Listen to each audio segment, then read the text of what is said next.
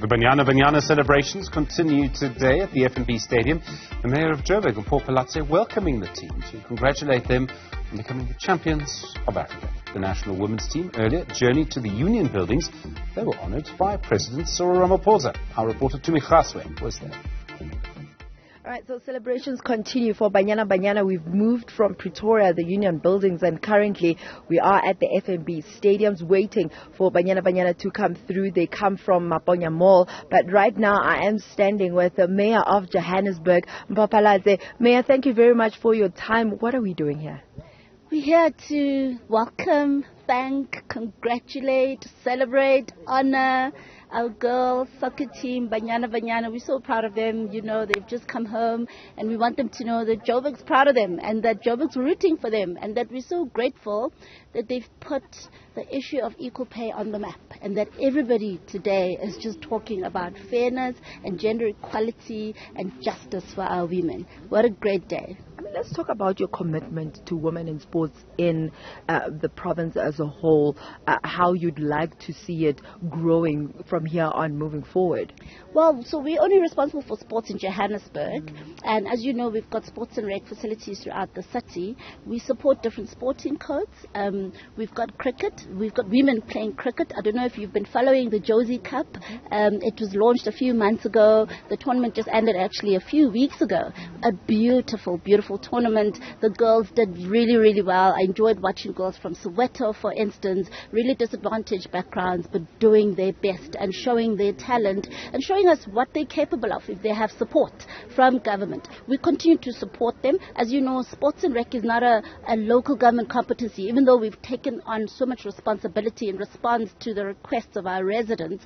We will be starting conversations. In fact, I've already started speaking to the MEC for sports rec in the province to say to her, we need to find each other because we're investing so much and we're barely keeping the lights on. We'd like to reorientate our budget towards our core mandate. However, we don't want to abandon these core areas that are also crucial in knitting the fabric of our society together. As you know, sports and recreation keeps our youth away from trouble, away from the streets. It's also stress relief. It's also a form of exercise. So it's also a form of health care that you can give to yourself. So there's so many benefits from it, and it's not something we just want to drop, but we need help.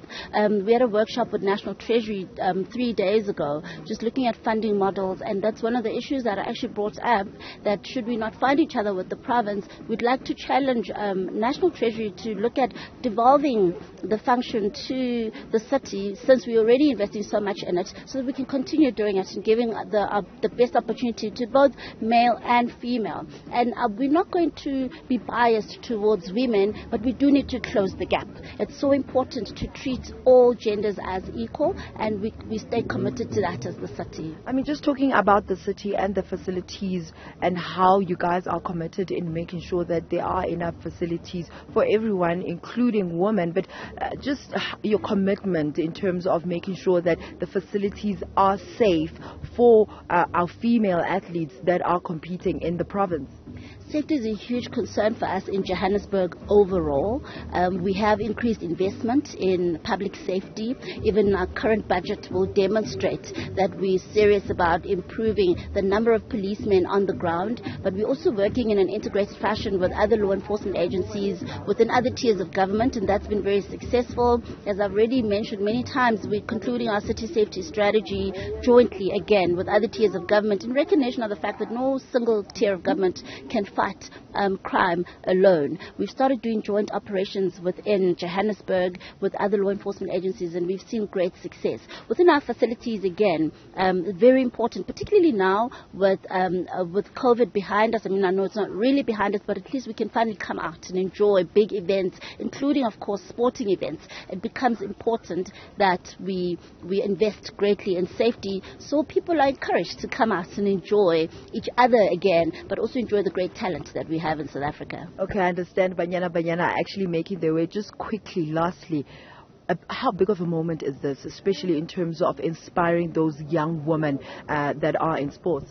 I'm actually very emotional, and I think what makes me emotional is that they were not given a fair chance, and still they made it. And for me, it says a lot about their resilience and the resilience of a woman.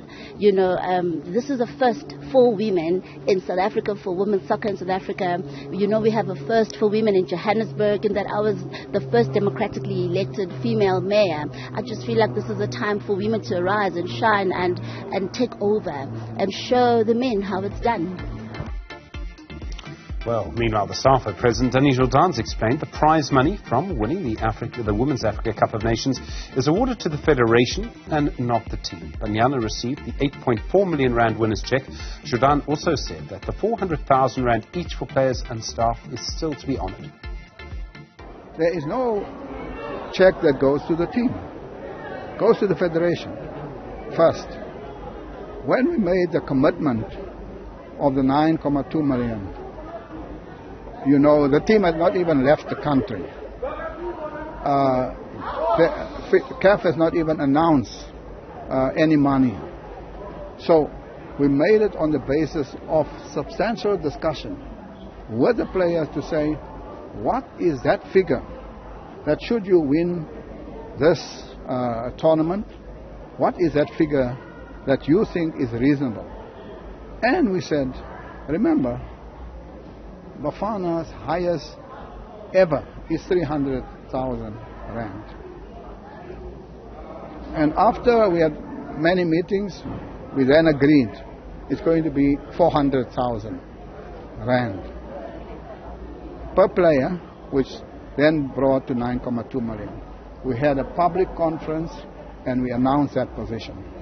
Now, that is our commitment and that's where we stand. We have not received any other money as we speak. So we are not going to speak about something that's in the media, that's not in the bank and not with SAFA.